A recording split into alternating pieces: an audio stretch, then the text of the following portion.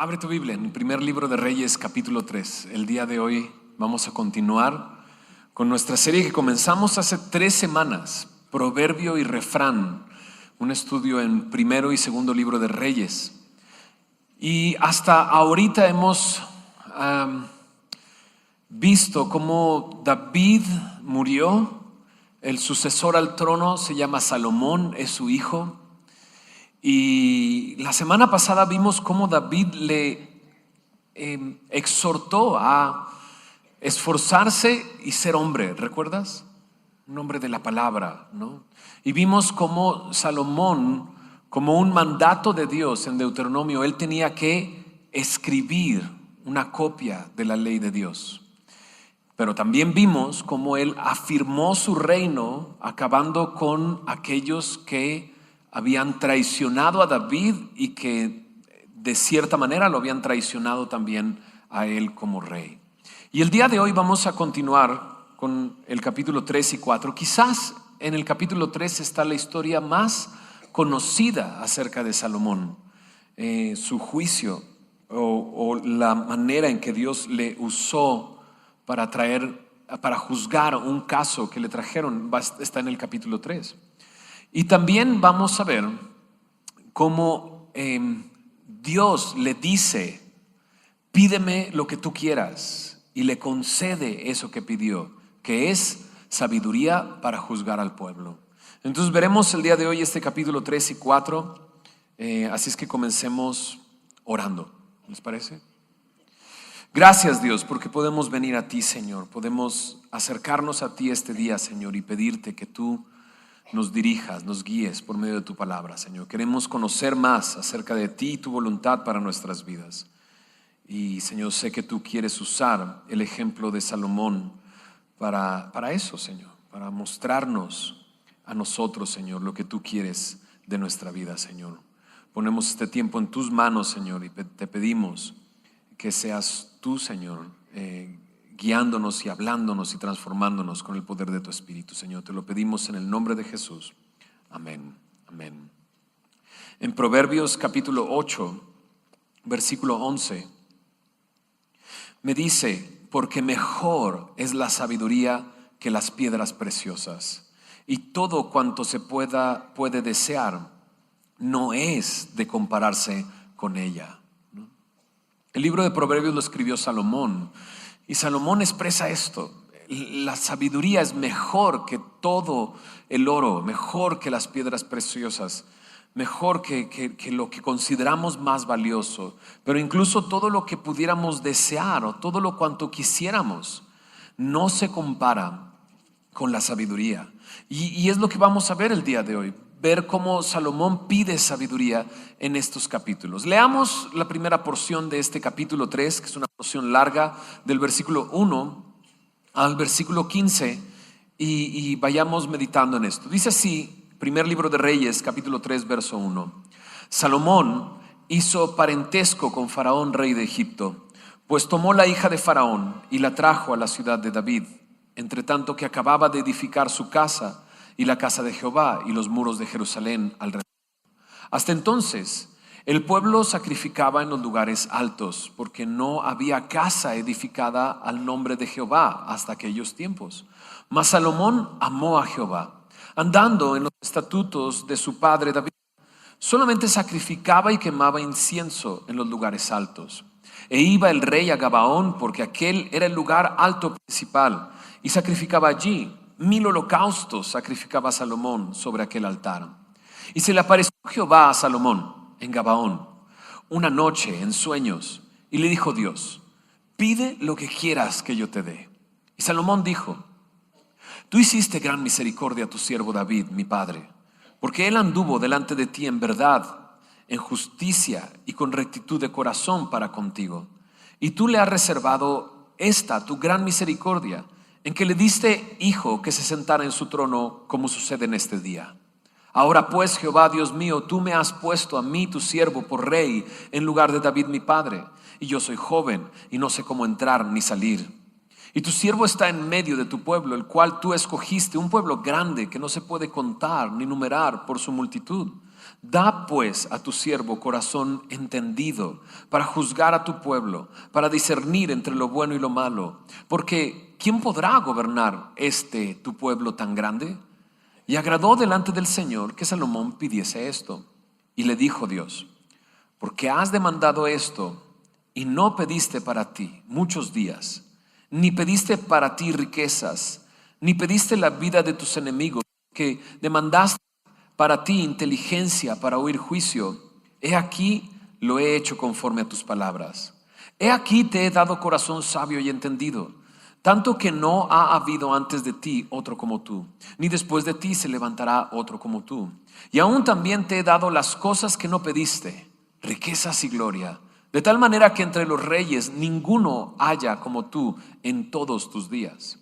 Y si anduvieres en mis caminos, guardando mis estatutos y mis mandamientos, como anduvo David tu padre, yo alargaré tus días. Cuando Salomón despertó, vio que era sueño, y vino a Jerusalén, y se presentó delante del arca del pacto de Jehová, y sacrificó holocaustos y ofreció sacrificios de paz, e hizo también banquete a todos sus siervos. En esta porción estamos viendo a Salomón ya como rey, comenzando a dar sus primeros pasos como rey, después de haber afirmado su reino, como leímos en el final del capítulo anterior. El reino fue confirmado en la mano de Salomón. Y sus primeros pasos parece que son buenos, con unos pequeños detalles. Porque llama la atención que el verso 3 dice: mas Salomón amó a Jehová andando en los estatutos de su padre. Pero también es de notar que dice: solamente sacrificaba y quemaba incienso en los lugares altos. Entonces pareciera que Salomón, amando a Jehová, decide andar en sus estatutos, pero 2 o 3 cosas se permite él dentro de sus primeros pasos como rey. Entre ellos son 2 cosas. Número 1, se emparentó con Faraón, rey de Egipto. Decide casarse con la hija del faraón, ¿no? Y esto llama la atención, porque de entrada un mandamiento que Dios había dado a su pueblo era precisamente eso: no emparentar con mujeres extranjeras que adoraban a otros dioses, ¿no? El problema que se presenta en este caso no es un problema racial, sino el problema es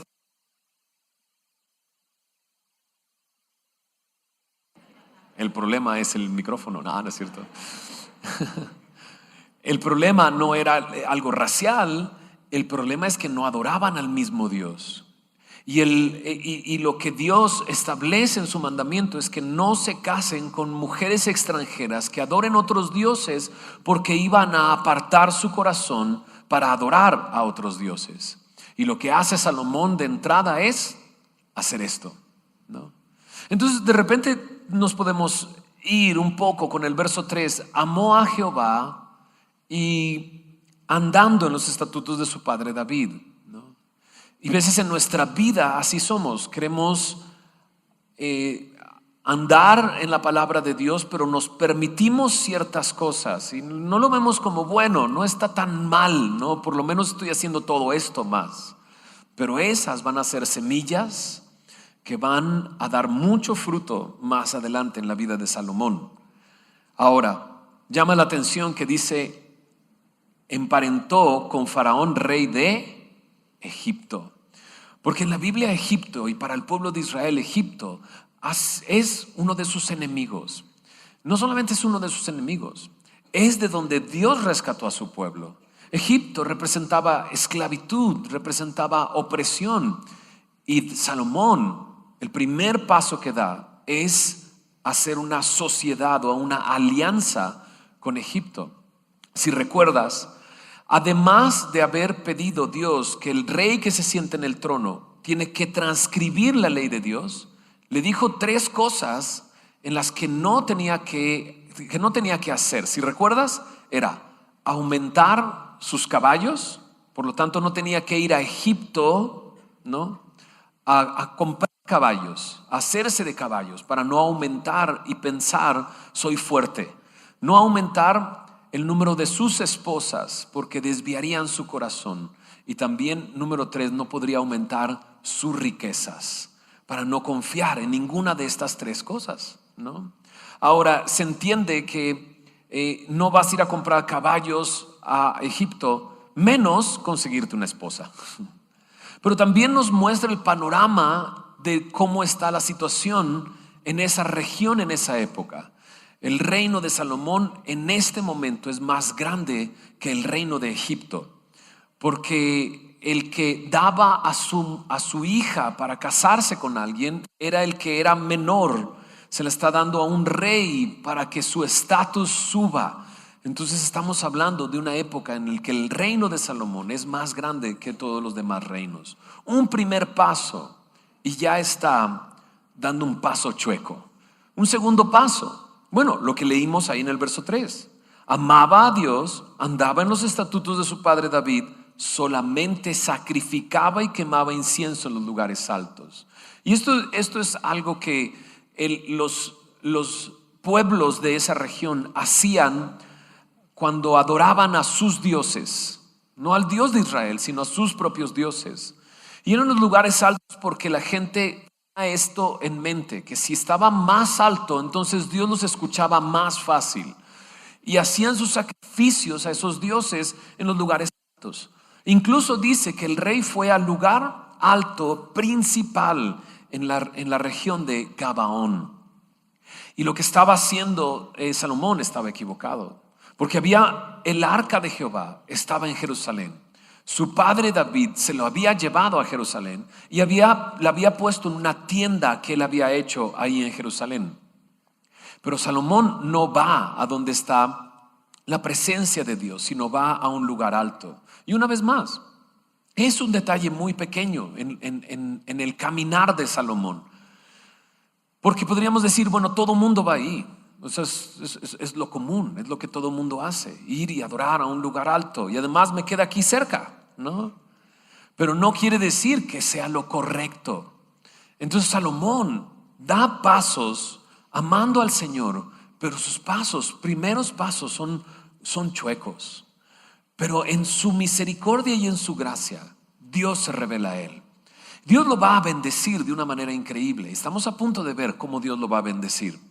Pero muchos comentaristas dicen, lo está bendiciendo Dios, no por la obediencia de Salomón, sino por la obediencia de David su padre. Él está recibiendo las bendiciones como si le alcanzaran esas bendiciones por lo que había representado David su padre. Pero Salomón, ya lo estamos viendo, desde los primeros pasos no está obedeciendo completamente. Y es en ese lugar alto donde Dios en su gracia, no por lo que Salomón está haciendo, sino porque Dios se quiere revelar a Salomón, que le aparece y le dice, pídeme, pide lo que quieras que yo te dé. ¿Te imaginas que Dios te haga esa pregunta? Pídeme lo que tú quieras, ¿no? Y Salomón, sin duda, se gana una estrellita en su frente, ¿no? Porque dice que cuando le pidió, a Dios le agradó lo que Salomón pidió. Porque Salomón no pidió para sí mismo, pidió para la tarea que tenía delante. Entonces no pidió riqueza para él, cosa que algunos diríamos, pues Señor, o sea, ok, no me des dinero, dame una buena chamba, para que me den dinero, ¿no? O si me das y me gano la lotería, ¿no? Pues ya no trabajo y así te sirvo para siempre. Ajá, ¿no? No pidió para sí mismo. Ni siquiera le dice Dios, no pediste ni siquiera la vida de tus enemigos para que te dejaran en paz. Sino lo que pidió Salomón es un corazón entendido, un corazón sabio. ¿Por qué? Le dice, bueno, en el pasado, Señor, tú tuviste gran misericordia con mi padre y tú has cumplido lo que le dijiste a mi padre, que pondrías a un hijo suyo como sucesor.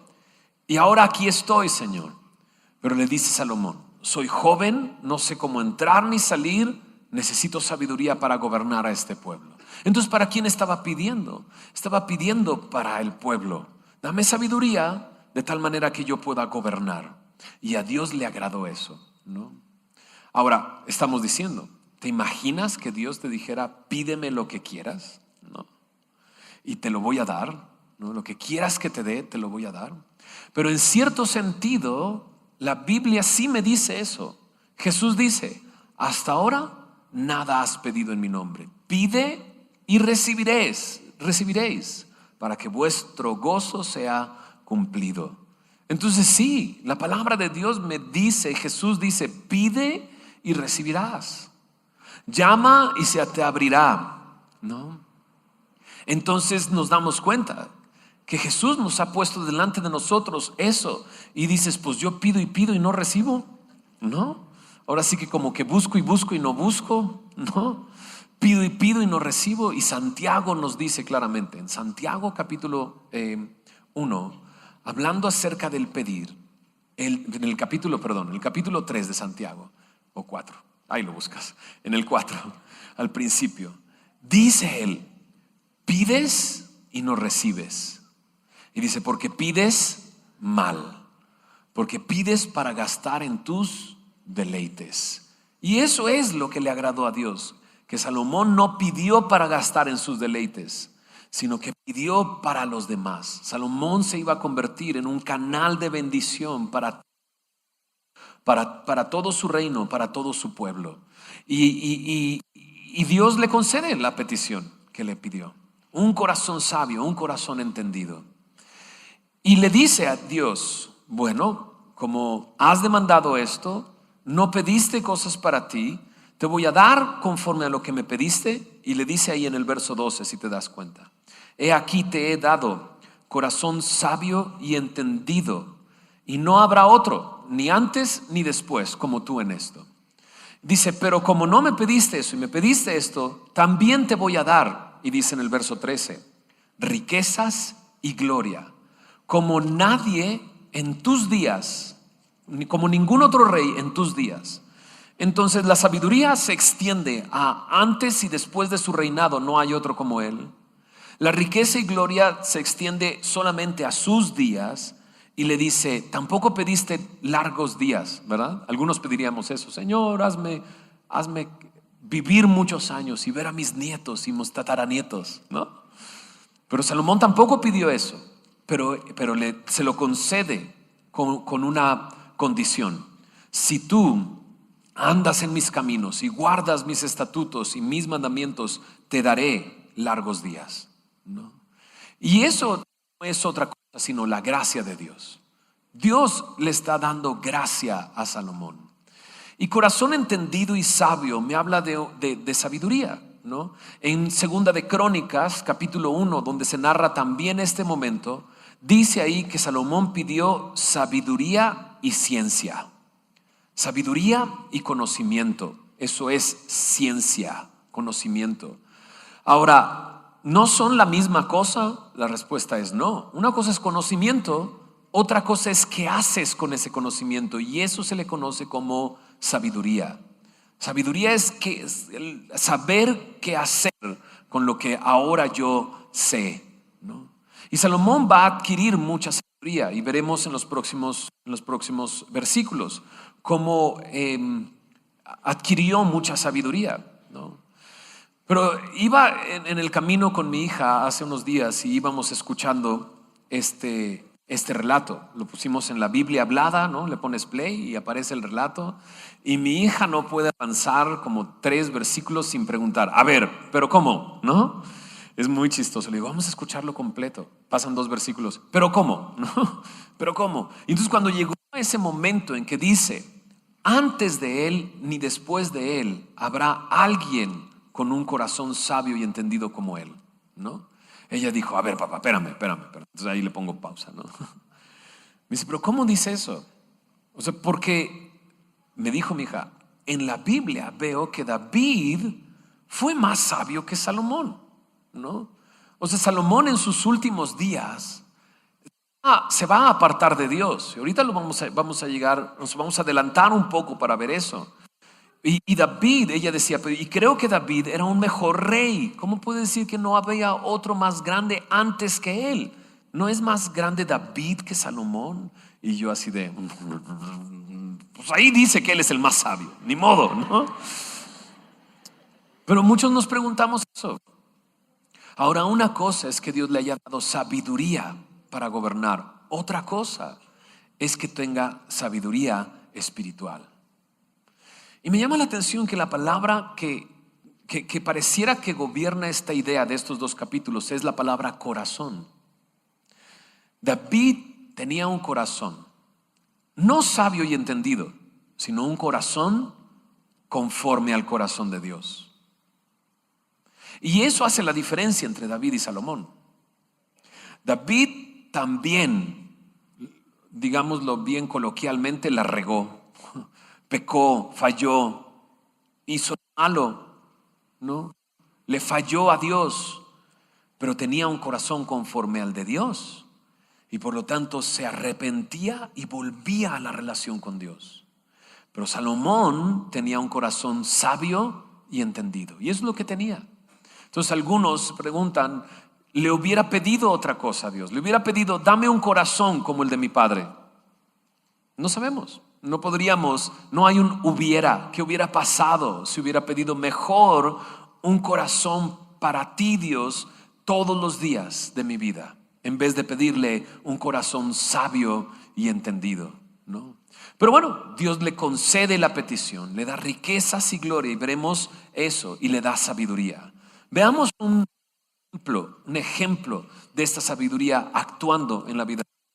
Dice ahí en el versículo 16, en el verso 15 dice que después de que tuvo este encuentro con Dios, Salomón entonces sí va frente al arca del pacto y sacrificó holocaustos y ofreció sacrificios de paz, ¿no?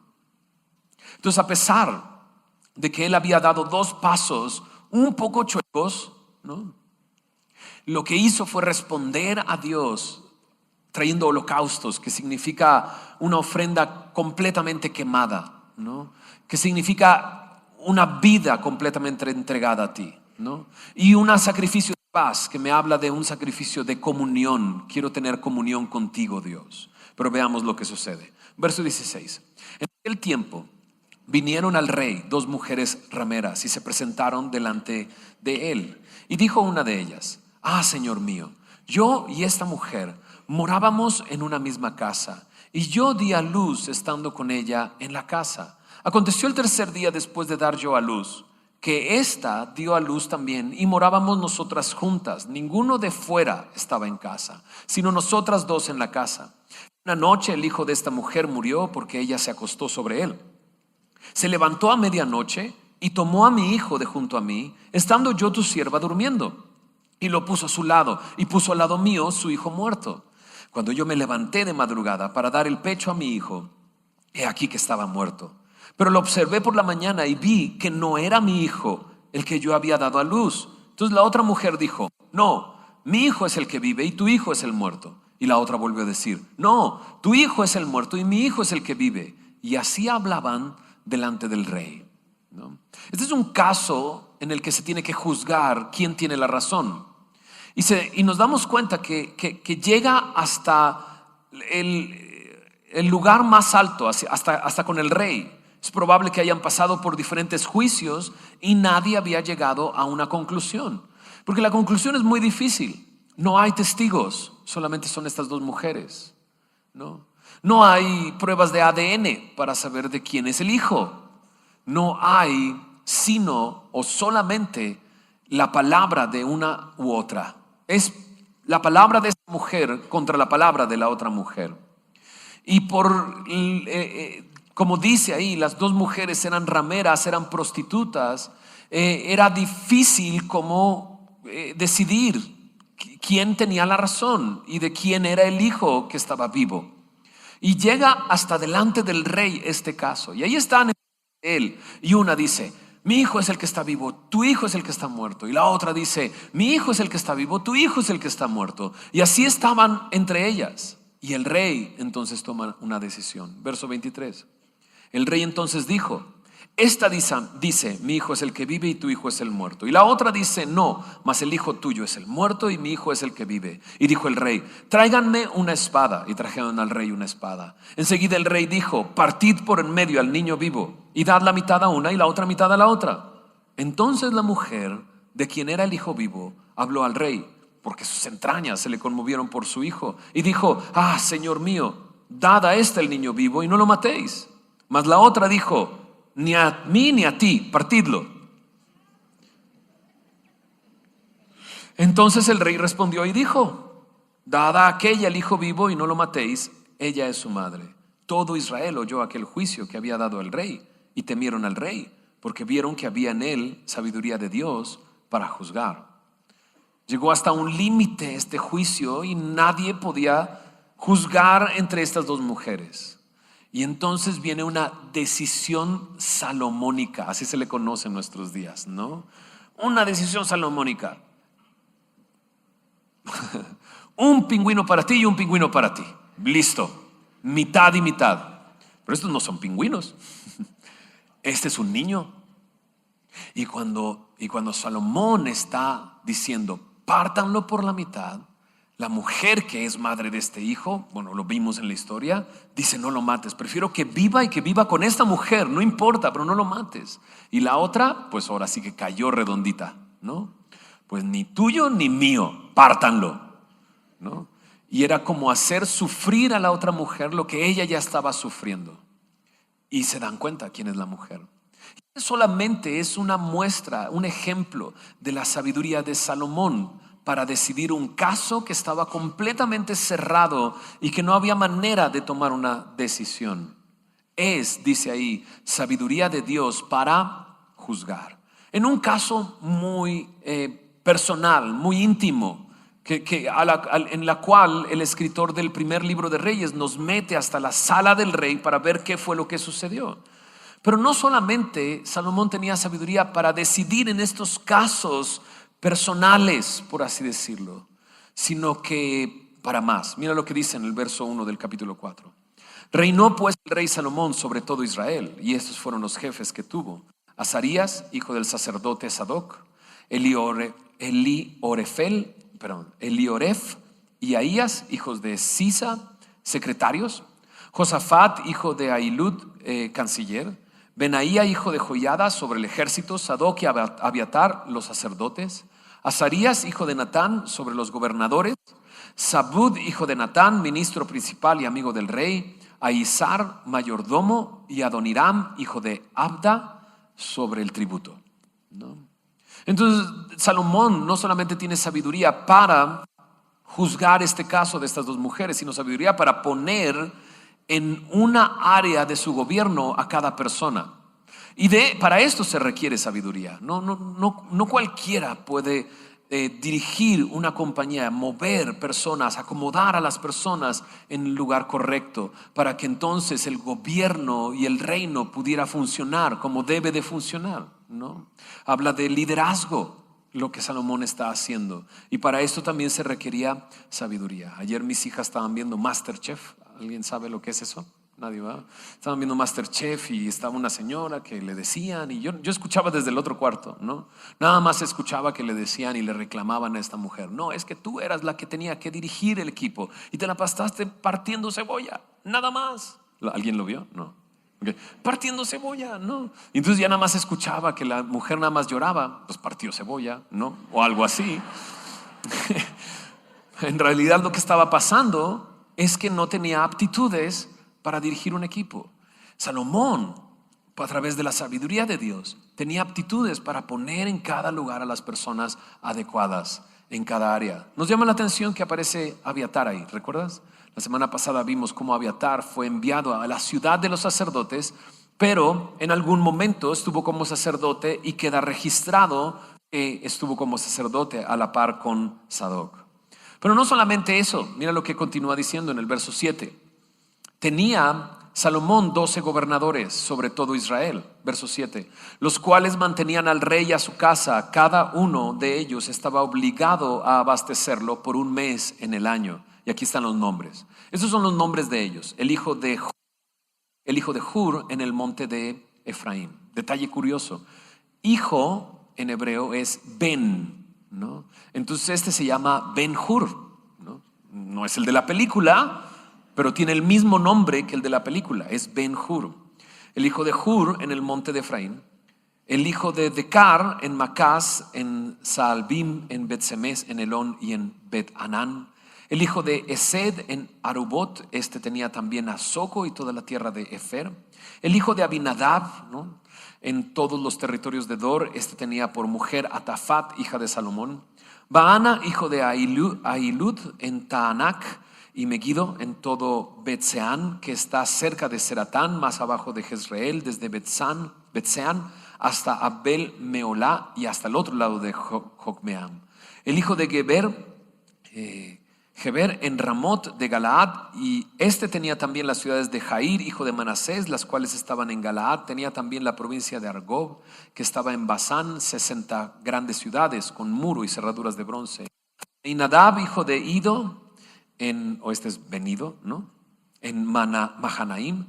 Ahimaas en Neftalí, este tomó también por mujer a Basemat, hija de Salomón. Baana, hijo de Usai, en Aser y en Alot. Josafat, hijo de Parúa, en Isaacar. Simeí, hijo de Ela, en Benjamín. Geber, hijo de Uri, en la tierra de Galaad, la tierra de Seón, rey de los amorreos, y de Og, rey de Basán. Este era el único gobernador en aquella tierra, ¿no? Entonces, así como había 12 tribus, él distribuye 12 gobernadores. Pero no utiliza la geografía de cada una de las tribus, sino utiliza otro tipo de geografía para poner a estos hombres en diferentes regiones. Llama la atención que no aparece Judá, o sea, no habla de un gobernador de Judá, y por lo tanto esa tierra no estaba siendo tributaria para el abastecimiento del rey, ¿no? Pero 12, igual que 12 meses al año, entonces cada mes estaba cubierto toda la provisión que el rey necesitaba en su casa por medio de estos hombres, ¿no? Entonces, igual que con Moisés y Jetro, que le dice qué tiene que hacer para no cansarse en tratar de juzgar todos los casos de Israel, así Salomón establece 12 hombres y establece de esa manera, los obliga a abastecerlos. Es un tributo de un mes al año para abastecer todo lo que el rey necesitaba en su casa. Mira lo que continúa diciendo para ver cuál era la provisión. Entonces estamos viendo que Salomón tenía sabiduría. En casos específicos, sabiduría para gobernar y reinar. El resultado, verso 20: Judá e Israel eran muchos, como la arena que está junto al mar en multitud, comiendo, bebiendo y alegrándose. Había alegría, había un gobierno, y veremos más adelante qué más había. Verso 21 dice: Salomón señoreaba sobre todos los reinos, desde el Éufrates hasta la tierra de los filisteos y el límite con Egipto, y traían presentes, sirvieron a Salomón todos los días que vivió. Y la provisión de Salomón para cada día era de 30 coros de flor de harina. Esto quiere decir 6,600 kilos de harina fina o de harina selecta. 60 coros de harina. Esto habla de harina gruesa o harina sin refinar. Y eran 13,200 kilos. Esto para cada día. Imagínate los hornos para,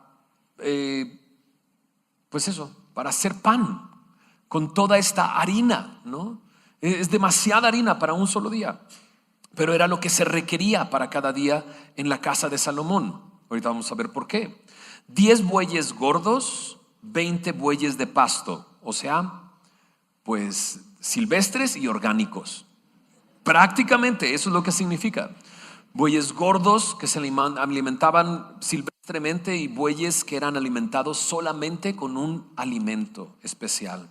100 ovejas, sin los ciervos, gacelas, corzos y aves gordas, ¿no? Verso 24: porque él señoreaba en toda la región al oeste del Éufrates, desde Tifsa hasta Gaza, sobre todos los reyes al oeste de Éufrates, y tuvo paz por todos lados alrededor. La provisión para su casa era abundante, era demasiado. ¿Y por qué era demasiado? ¿Por qué era abundante? Pues porque, vamos a ver en unos momentos, Salomón llegó a tener 700 esposas reinas y 300 concubinas. Esos son 100 familias, ¿no? Con sus hijos, ¿no? Ya vimos aquí que 2 de sus hijas están casadas con 2 gobernadores de diferentes regiones. Entonces imagínate 100 reinas, 700 reinas, 300 concubinas, con familias, los siervos para atender a cada una de esas reinas. Es prácticamente como una pequeña ciudad de Salomón, ¿no? Que requería todos estos recursos traídos a su casa para sostenimiento de su casa. Y no le faltaba nada, no le faltaba nada, todo lo tenía, ¿no? Y dice al final del verso 24, y tuvo paz por todos lados alrededor.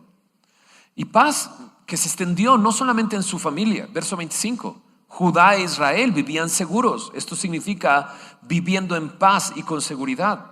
Cada uno debajo de su parra y debajo de su higuera, desde Dan hasta Berseba, todos los días de Salomón, ¿no? Entonces la paz se extendió no solamente en su familia, sino Judá e Israel y toda la región vivió durante el tiempo de Salomón seguros y en paz. Todo lo que su padre había peleado. Si recuerdas, el reino de David había sido un reino de mucha guerra, pero el reino de Salomón es un reino de paz. Como consecuencia de ese reino de guerra de su padre, conquistando todas las regiones, ahora Salomón disfruta de esta paz y se extiende a todo Israel. Desde Dan hasta Berseba me habla desde el mero norte hasta el sur. Si dijéramos acá, sería desde Tijuana hasta el sur, hasta Chiapas, o ¿qué es? Pues sí, pues desde allá hasta allá, todo el territorio. Y esta expresión de vivía cada quien bajo su parra y bajo su higuera hablaba de protección y provisión y prosperidad. Es un reino de prosperidad. Toda la provisión la tiene, la paz la tiene, incluso tiene más cosas. Mira lo que dice en el verso 26. Además de esto, Salomón tenía 40,000 caballos en sus caballerizas para sus carros y 12,000 jinetes. Estos gobernadores mantenían al rey Salomón y a todos los que a la mesa del rey Salomón venían, cada uno un mes, y hacían que nada faltase. Hacían también traer cebada y paja para los caballos y para las bestias de carga al lugar donde él estaba, cada uno conforme al turno que tenía. Entonces no solamente alimentaban a su familia, alimentaban todos los animales que Salomón tenía. Y esto es una gran provisión. Y los caballos, 40,000 caballos en sus caballerizas para sus carros y 12,000 jinetes, me habla de una fuerza militar que tenía en un tiempo de paz. Segunda de Crónicas, capítulo 1. Como mencionamos hace unos momentos, es una narración de este momento también. Mira lo que dice el verso 16. ¿Te acuerdas que Salomón comenzó a dar pasos, pero sus pasos no fueron firmes? Se desvió un poco, no se veía tanto. Pero mira lo que sucede en Segunda de Crónicas 1:16. Dice: y los mercaderes del rey compraban por contrato caballos y lienzos finos de Egipto para Salomón. Y subían y compraban en Egipto un carro por 600 piezas de plata y un caballo por 150. Y así compraban por medio de ellos para todos los reyes de los heteos y para los reyes de Siria, ¿no? Entonces como pues fue, ¿no? a tal región, ¿no? A comprar tantos carros, y él los distribuía cuando llegaba a su casa, los vendía a otras personas. Tiene un gran negocio. Pero ¿a dónde iban por esos caballos? A Egipto, una vez más. No solamente se emparentó con el rey de Egipto, el faraón, sino que está haciendo exactamente lo que Dios dijo que no tenía que hacer un rey: aumentar sus caballos. Y Dios lo dice para que no confíe en eso, sino confíe en mí. Aumentó sus caballos y los compró precisamente en Egipto, donde Dios dijo que no fuera a Egipto a comprar caballos, ¿no? Pero ahora Salomón se ha hecho de una gran cantidad de caballos. Ahora que hace un año atrás fuimos a Israel, y en la zona de Megiddo se han encontrado a través de excavaciones estas caballerizas de Salomón. Y cuando estás ahí y son ruinas, no es difícil de imaginarte el tamaño, pero puedes lograr ver que eran caballerizas enormes, gigantescas. Salomón tenía no solamente en Megiddo, sino en diferentes regiones caballerizas para estos caballos, y no les faltaba alimento a sus caballos. Cada mes los gobernadores traían alimento para cada animal. ¿no? Entonces tenía fuerza. Tenía también riqueza. Mira lo que dice ahí mismo, segundo libro de Crónicas 1, versículo 15. Dice ahí: y acumuló el rey plata y oro en Jerusalén como piedras, ¿no? Otra de las cosas que Dios le pidió que el reino hiciera era aumentar oro y plata.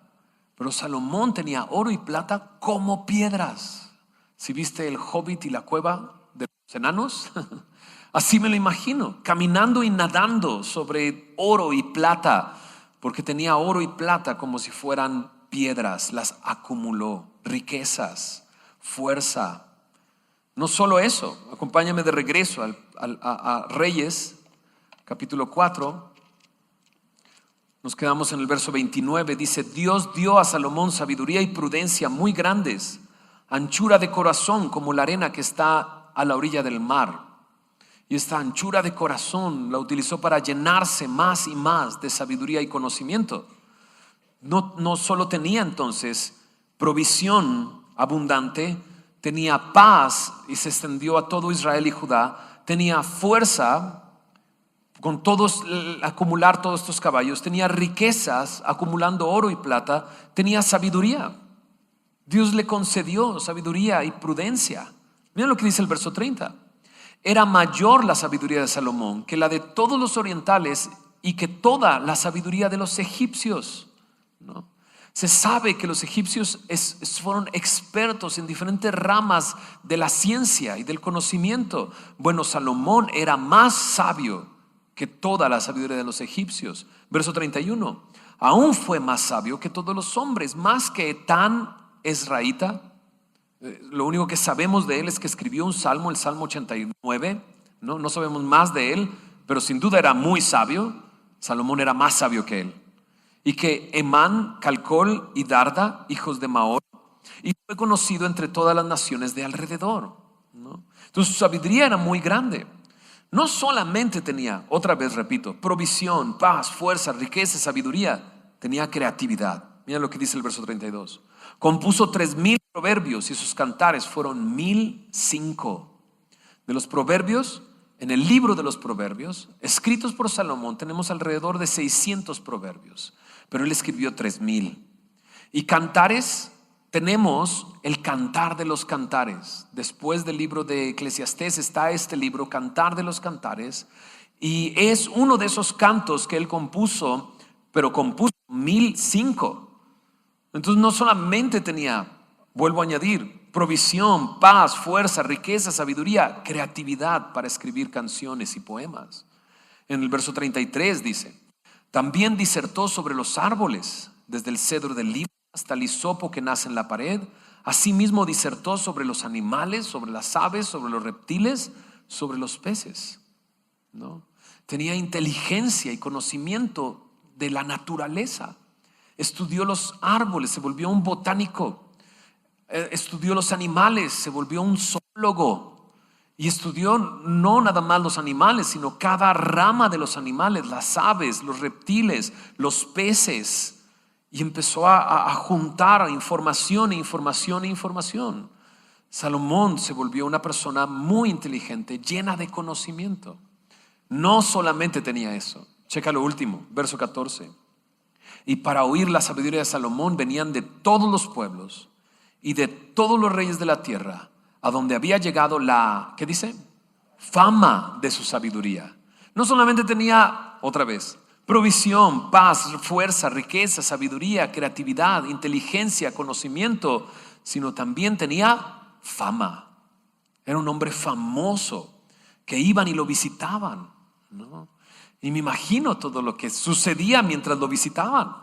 Porque si tienes toda esta provisión, pues llegaban y los invitaba a comer. ¡Ven! Vénganse a comer, ¿no? Oye, los siervos también que les den de comer, claro que sí, ¿no? Y por la tarde, ¿no? Entonces iba y les enseñaba su colección de insectos, ¿no? ¿Te imaginas? Estos insectos, ¿no? Y los árboles, y empieza a hablar de los árboles, y este árbol es de la familia de y de no sé qué, ¿no? Hubiera investigado un poquito y hubiera sonado más interesante, pero bueno, Salomón sí lo hacía. Sabía de qué familia era, por qué había llegado ese árbol acá. Dice que acumuló cedros como cabrahigos, o sea, como sicómoros. Acumuló cedros de todo tipo de cedros, ¿no? Traídos de tal región y tal región, y te podía hablar, bueno, estas aves emigran de esta zona a esta zona, ¿no? Y traen semillas de lo que comieron, pues ahora sí que pues en sus intestinos, y llegan y se posan aquí. Y por eso hay en esta región estos tipos de árboles y estos frutos y esto y lo otro. Y hablaba y decía, y los que venían lo visitaban decían: hey, anótale, hay que traerle este animal a Salomón para que lo conozca y lo añada a su colección. Era un hombre así, un hombre que no le faltaba nada, tenía todo, ¿no? Y dices, bueno, pues sí puedes tener todo, pero si no tienes amor, no tienes nada. Pues tenía 1000 mujeres, tenía romance. O sea, háblame de romance. Este hombre era un hombre que no se había negado nada y tenía todo lo que quería. Todo lo que quería tenía, ¿no? Pero al final de sus días, su corazón se desvió. Vamos a adelantarnos un poquito para ver hacia adelante. Durante las próximas semanas estaremos hablando más acerca de cómo construyó el templo, la visita de la reina de Saba y demás, sus riquezas más adelante. Pero mira lo que dice en el capítulo 11, primer libro de Reyes 11, versículo 4. Y cuando Salomón era ya viejo, dice el verso 3, tuvo 700 mujeres reinas y 300 concubinas, y sus mujeres desviaron su corazón. 700 mujeres reinas, o sea, hijas de un rey con las que se casó. ¿Te imaginas eso? Entonces, todos los presentes que tenía de todos los reyes con los que había hecho una alianza, ¿no? Y cuando Salomón era ya viejo, sus mujeres inclinaron su corazón tras dioses ajenos, y su corazón no era perfecto con Jehová su Dios como el corazón de su padre David. Qué tristeza, ¿no? Teniéndolo todo, al final de sus días, lo perdió todo, porque no tenía el corazón que tenía su padre. En el verso 9 dice: se enojó Jehová contra Salomón por cuanto su corazón se había apartado de Jehová, Dios de Israel, que se le había aparecido 2 veces. Entonces, ¿qué sucedió? Dios le dio un corazón sabio, entendido en cómo manejar su reino, pero no tenía un corazón entregado al Señor. Dices, ¿pero qué no pudo usar esa sabiduría para darse cuenta de lo que estaba viviendo? Al final de sus días, algunos dicen, Salomón regresó al Señor, ¿no? Escribió un libro que se llama Eclesiastés. Y yo quisiera solamente, para terminar, leerte una porción del capítulo 1 y el capítulo 2 para que veas cómo quedó. Porque vivimos en una sociedad que siempre quiere más, ¿no? Y quieres más de esto y más del otro y más del otro. Y pensamos que teniendo eso seremos felices. Y la pregunta es, si este hombre tuvo todo lo que quiso, fama, dinero, riquezas, provisión, sabiduría, creatividad, ¿no? Inteligencia, conocimiento, lo que quisiera lo tenía, ¿era feliz? ¿Era una persona que estaba completa? Mira lo que dice en Eclesiastés, en el capítulo 1, a partir del versículo 12. Eclesiastés 1, a partir del verso 12, dice así: yo, el predicador, fui rey sobre Israel en Jerusalén. Dice, y di mi corazón a inquirir y buscar con sabiduría sobre todo lo que se hace debajo del cielo. Este penoso trabajo dio Dios a los hijos de los hombres para que se ocupen en él. Miré todas las obras que se hacen debajo del sol, y aquí todo ello es vanidad y aflicción de espíritu. Lo torcido no se puede enderezar, y lo incompleto no puede contarse. Hablé yo en mi corazón diciendo, he aquí yo me he engrandecido y he crecido en sabiduría sobre todos los que fueron antes de mí en Jerusalén, y mi corazón ha percibido mucha sabiduría y ciencia, y dediqué mi corazón a conocer la sabiduría y también a entender las locuras y los desvaríos. y conocí que aún esto era aflicción de espíritu. Yo no solamente conocía, sino aquellas cosas raras. ¿Escuchaste esta historia? Y esas cosas las quería comprender y entender. Verso 18. Porque en la mucha sabiduría hay mucha molestia, y quien añade ciencia añade dolor. Dije yo en mi corazón: ven ahora, te probaré con alegría y gozarás de bienes. Mas he aquí, esto también era vanidad. No solamente la sabiduría y el conocimiento para él al final de sus días se volvieron vanidad, sino que el probar alegría y gozar de bienes también era vanidad. A la risa dije: enloqueces, y al placer, ¿de qué sirve esto? Propuse en mi corazón agasajar mi carne con vino, y que anduviese mi corazón en sabiduría, con retención de la necedad, hasta ver cuál fuera el bien de los hijos de los hombres, en el cual se ocupan debajo del cielo todos los días de su vida. Engrandecí mis obras, edifiqué para mí casas, planté para mí viñas, me hice huertos, jardines, y planté en ellos árboles de todo fruto. Me hice estanques de aguas para regar de ellos el bosque donde crecían los árboles. Compré siervos y siervas, y tuve siervos nacidos en casa. También tuve posesión grande de vacas y de ovejas, más que todos los que fueron antes de mí en Jerusalén. Me amontoné también plata y oro, y tesoros preciados de reyes y de provincias. Me hice de cantores, de cantoras, de los deleites de los hijos de los hombres, y de toda clase de instrumentos de música. Este hombre tenía los mejores shows de cualquier parte del mundo. Venían y hacían su concierto delante de él. Y no solamente eso, sino: oye, ¿qué instrumento tan extraño traes? ¿Me lo vendes? Y se hacía de todos los instrumentos que llegaban a su región. Y fui engrandecido y aumentado más que todos los que fueron antes de mí en Jerusalén. A más de esto, conservé conmigo mi sabiduría. No negué a mis ojos ninguna cosa que desearan, ni aparté mi corazón de placer alguno. Porque mi corazón gozó de todo mi trabajo, y esta fue mi parte de toda mi faena. Miré yo luego todas las obras que habían hecho mis manos y el trabajo que tomé para hacerlas, y aquí todo era vanidad y aflicción de espíritu, y sin provecho debajo del sol. Después volví yo a mirar para ver la sabiduría y los desvaríos y la necedad. Porque ¿qué podrá hacer el hombre que venga después del rey? Nada, sino lo que ya ha sido hecho. O sea, él decía: nadie va a poder hacer algo nuevo. Yo lo he hecho todo. Todo lo he hecho.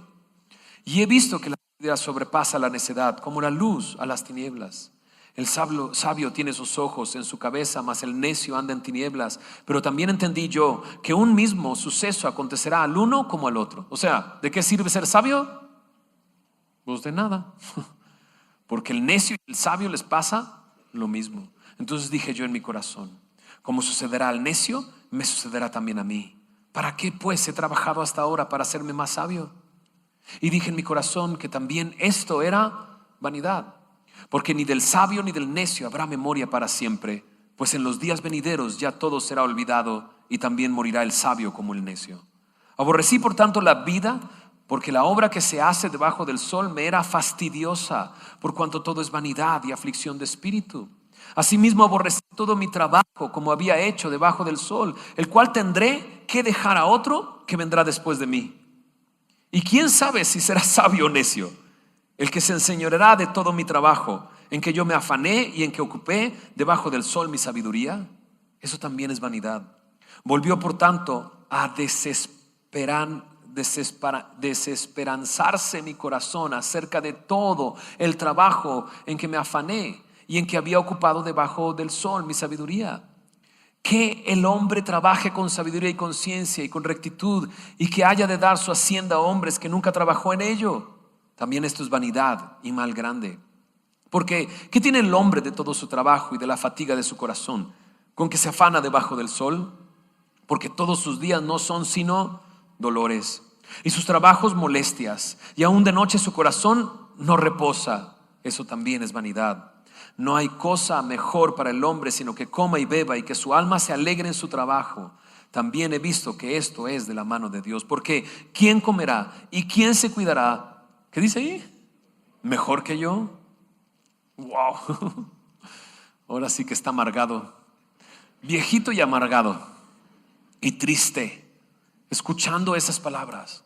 todo lo que hice, todo lo que logré, todo lo que gasté, todo lo que deseé, todo lo que viví es vanidad, no sirve de nada. Y tú dices, pues dame un poquito de riqueza y verás que sí vale la pena.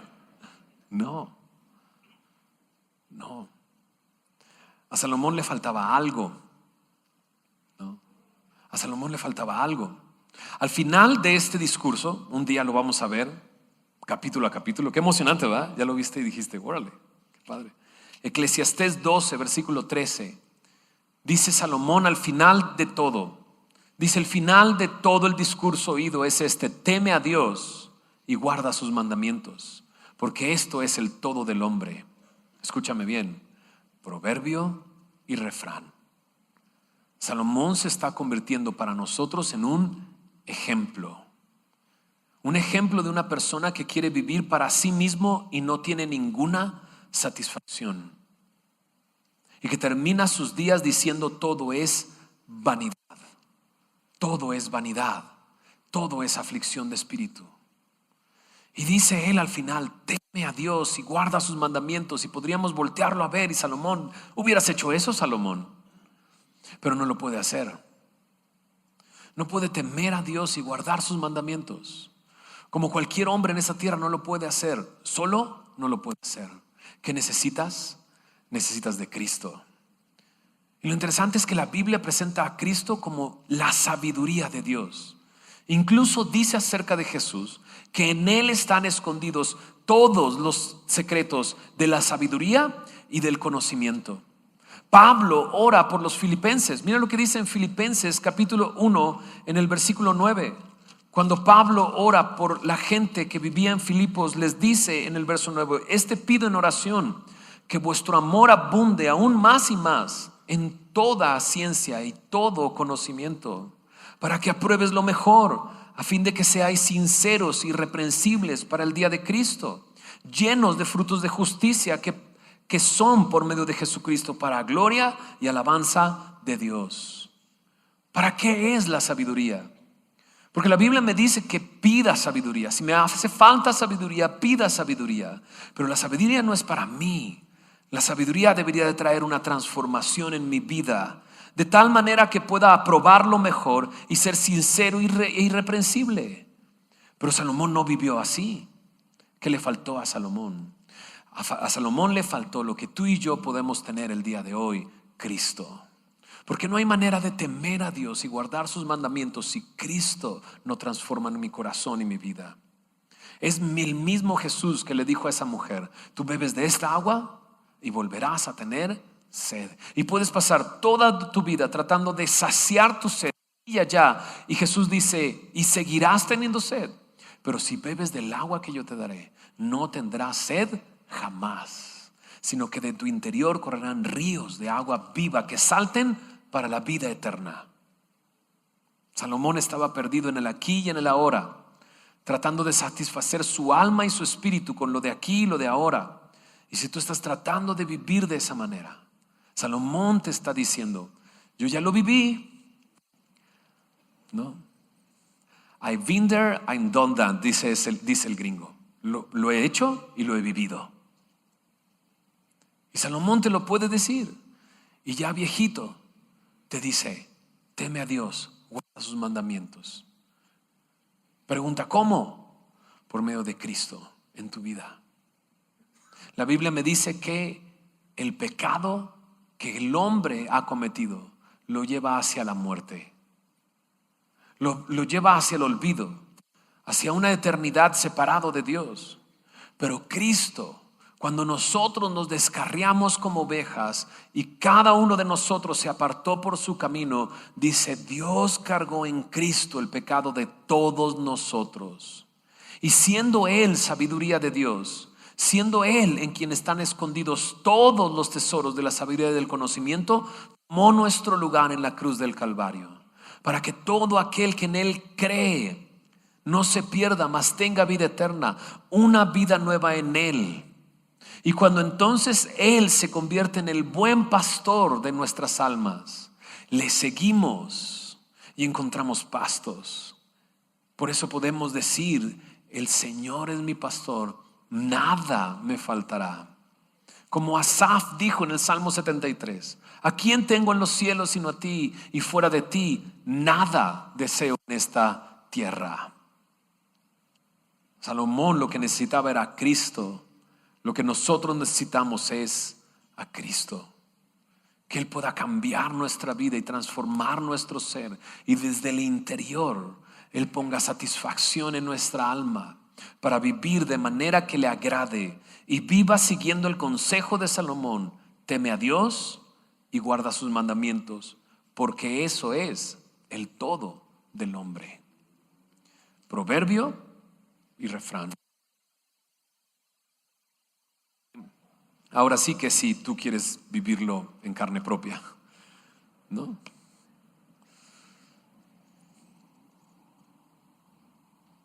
Entrégale tu vida a Cristo. Entrégale tu vida a Cristo. Hazlo el Señor, el dueño de tu vida. Él murió en la cruz para salvarte. Él lo hizo. Entrégale tu vida a Cristo. No esperes más. Y dices, espero y veo a ver si se mejora todo. De entrada, número 1, ojalá Dios te dé vida para entonces darte cuenta, quizás al final de tus días, lo que necesito es a Cristo. Todo esto es vanidad. Pero ¿por qué no mejor hoy? Entrégale tu vida a Cristo. Él es sabiduría de Dios. ¿Oramos? Señor, gracias por tu palabra. Señor, al ver a Salomón de esta manera, Señor, el hombre más rico, más sabio, Señor, creativo, no le faltaba nada. Señor, tenía todo. Incluso él mismo dijo, no se negó nada. Y Señor, lo que le faltaba eras tú, Señor. Señor, no queremos que nos falte lo único que necesitamos en este mundo, que eres tú, Señor. Señor, vivimos en una sociedad que constantemente nos invita a tener más, que nos engaña haciéndonos creer que entonces si tenemos eso que no tenemos, entonces seremos felices, entonces estaremos completos. Y es un engaño, Señor. No queremos vivir en el engaño, queremos vivir en tu verdad. Por eso te ruego, Señor, revélate a nuestras vidas. Señor, ayúdanos a aprender con este ejemplo, con este proverbio y refrán en la vida de Salomón. Y que el día de hoy, Señor, podamos salir de aquí satisfechos contigo, Señor. Señor, tú invitas a todos. Aquel que tenga sed, venga a mí y beba. Te ruego, Señor, que aquel que tiene sed y escucha estas palabras, venga a ti y beba. Señor, llénanos de ti. Eres tú lo único que necesitamos, Señor. No necesitamos más. Tú nos invitas, Señor, a buscar tu reino, tu justicia y todas las cosas, comida, bebida, vestido, tú lo traerás como una añadidura a nuestras vidas. Señor, líbranos de afanarnos y llénanos de tu paz. Señor, Salomón tenía paz externa y tú nos ofreces paz como nadie en el mundo la da. Paz contigo, Dios. Señor, yo te ruego que aquel que necesita tener paz contigo, reconciliarse contigo, el día de hoy pueda venir a ti, Señor, y confiar su vida a ti, Señor. Gracias, Señor, por ser tan bueno. Gracias por tu palabra, en el nombre de Jesús.